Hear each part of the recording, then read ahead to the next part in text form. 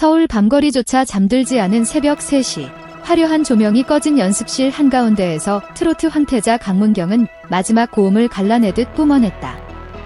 그의 목은 이미 빨갛게 달아올라 있었고 땀은 폭포처럼 쏟아졌다.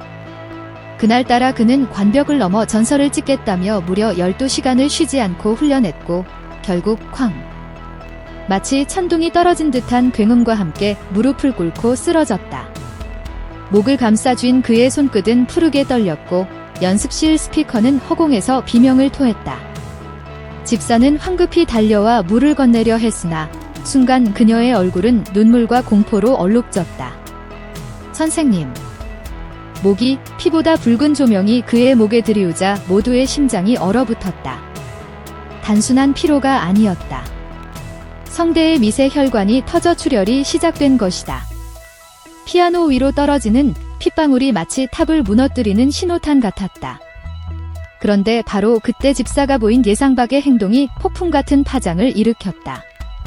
그녀는 비상약 상자를 찾는 대신 휴대폰을 꺼내 라이브 방송 버튼을 눌렀다.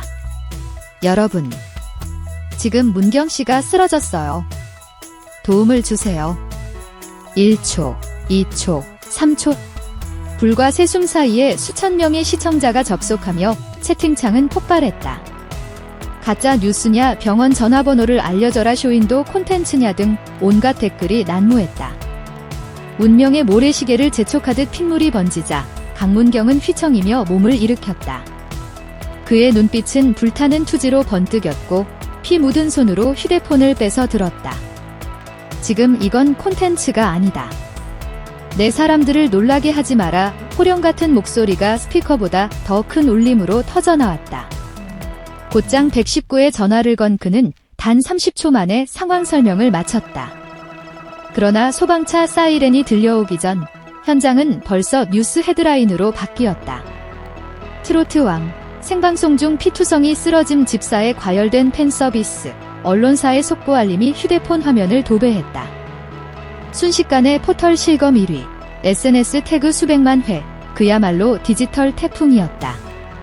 구급대가 도착했을 때 집사는 끝내 오열했다.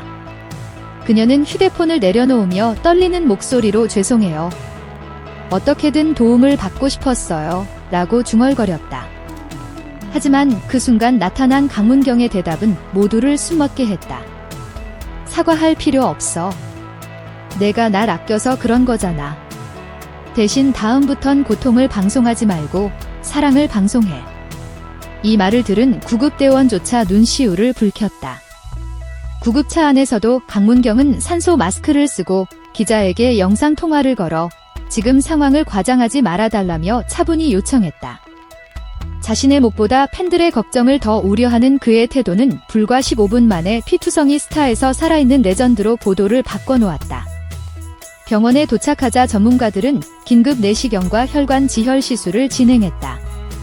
의사는 기정도 출혈의 노래를 계속했다면 영구 손상은 피할 수 없었다고 단언했다. 하지만 더 충격적인 사실이 뒤늦게 밝혀졌다. 그는 부상 직전 3일째 물조차 삼키지 못할 정도로 목이 부어 있었음에도 예정된 무료 자선 공연을 취소하지 않기 위해 무리하게 연습했던 것이다. 소식이 퍼지자 팬들은 물론 동료 가수들까지 헌혈 인증, 기부 릴레이, 응원 챌린지에 동참했다. 팬카페 서버는 접속 폭주로 2차례 다운되었고 병원 앞에는 꽃바구니 대신 목 보호 쿠션 9,000개가 쌓였다. 의료진은 이 정도 응원 물결은 BTS 이후 처음이라며 혀를 내둘렀다. 그리고 사건 48시간 뒤 새벽 회복실. 달빛보다 창백한 얼굴로 일어난 강문경은 침대 옆에 주저앉은 집사를 조용히 바라봤다. 우리 아직 길이 멀어. 오늘의 실수는 내일의 약이 될 거야. 그는 거칠게 갈라진 목소리로 겨우 속삭였다. 집사는 눈물범벅 얼굴로 고개를 끄덕이며 손을 맞잡았다. 그의 첫 번째 대응은 책임이었다. 그는 즉시 자선 공연 연기 발표와 함께 티켓 무료 환불을 넘어 관객 전원 기부 인증 시 VIP 초대권 증정을 선언했다. 두 번째 대응은 교육이었다. 집사와 스태프 전원을 전문 응급구조 교육 프로그램에 등록, 비용 전액을 본인이 부담했다. 세 번째 대응은 약속이었다. 완벽한 노래보다 중요한 건 완전한 건강이라는 메시지를 담아 모든 콘서트에 휴식 세션을 도입했다. 관객과 함께 3분간 호흡 명상을 하는 파격적 포맷이 공개되자 예매 첫 서버가 또다시 폭주했다. 사건이 일어난 지 일주일, 언론은 이 소동을 2010년 김연아의 금메달 순간과 맞먹는 감동이라 평했다. 어느 칼럼니스트는 강문경은 목창자가 아닌 심장으로 노래한다고 극찬했다. 인터넷 밈으로는 목 관리 교과서 집사 라이브 금지법까지 등장, 그의 이름은 유행어가 되었다. 그러나 정작 강문경은 큰 무대가 아닌 작은 병실에서 자신을 지탱해준 한마디를 기록하고 있었다. 사랑은 소리보다 크다. 핏빛 고통과 디지털 폭풍 속에서도 그는 여전히 노래가 아닌 마음으로 세상과 호흡하고 있었다. 그리고 팬들은 알았다. 그가 부상을 입은 이유가 욕심이 아니라 나눔이었다는 사실을. 결국 소동의 끝에서 세상은 다시 한번 확인했다. 진짜 스타란 쓰러지는 순간에도 타인의 심장을 뛰게 하는 사람이라는 것을. 그 거대한 울림은 오늘도 온라인을 타고 퍼지며 누군가의 굳어버린 삶을 흔들어 깨우고 있다. 그리고 언젠가 무대 위로 돌아올 그날, 마이크를 손에 쥔 강문경은 말없이 웃으며 증명할 것이다. 목소리는 잠시 멈출 수 있어도 그의 노래는 결코 멈추지 않았다는 것을. 사건 직후 광고주들은 발빠르게 움직였다. 모 헤드폰 브랜드는 목을 지켜주는 헤드폰이라는 문구로 긴급 캠페인을 제작했고, 유명 음료 회사는 전속 모델 교체를 검토하던 계획을 철회하며 그의 회복을 기원했다. 심지어 한 제약사는 성대보호 영양제를 그의 이름으로 출시하겠다고 발표했다. 음악 방송사들도 가만히 있지 않았다. 경쟁사는 단독 컴백 무대를 제안하며 환치 후 복귀 특집을 기획했고, 방송사는 그의 회복 과정을 다룰 다큐멘터리를 편성했다. 단 하루 만에 6개의 방송 제안서가 병원으로 날아들었다. 집사의 SNS가 순식간에 털리며 충성의 역사가 재조명됐다. 그녀는 수년 전 강문경의 무명 시절 단돈 30만원 월급에도 묵묵히 곁을 지킨 스태프였다. 그는 성공 후에도 그녀를 단순 직원이 아닌 가족이라 불렀고, 그녀의 아들을 자신의 학자금으로 대학에 보냈다. 이 훈훈한 기록이 알려지자 집사에게 쏟아졌던 비난은 단박에 찬사로 뒤바뀌었다. 하지만 극적 스토리에 꼭 따라붙는 그림자처럼 일부 유튜버는 짜여진 각본설을 제기했다. 어뷰징 썸네일에 우고의 출혈, 화장피 라는 자극적 문구가 범람했다. 이에 팬클럽 연합은 허위사실 강력 대응을 선언하며 집단 고소 절차에 착수했다. 부상 11차, 의료진은 회복 속도가 통계적 불가능에 가깝다며 혀를 내둘렀다. 그는 재활실 러닝머신 위에서 낮은 음으로 스케일을 반복하며 체력을 길렀고, 매일 새벽 미온수로 성대를 마사지했다. 소리를 내지 않고도 노래를 한다는 요가 발성법까지 섭렵한 뒤 담당 교수에게 노래는 목이 아니라 숨의 그림자라고 설명해 놀라게 했다. 의료팀은 그를 인간 앰플이라 부르며 회복 사례를 학회에 보고하기로 결정했다. 마침내 20번째 날, 깁스처럼 두꺼운 목 보호대를 풀어낸 강문경이 휠체어를 밀고 옥상 헬리포트로 나왔다. 그곳에는 77명 추천 팬이 기다리고 있었고, 하늘 위에는 당신의 노래가 우리 심장이라는 드론 라이트 쇼가 펼쳐졌다. 그는 마이크 대신 작은 하모니카를 입에 물고 고향역 멜로디를 불었다.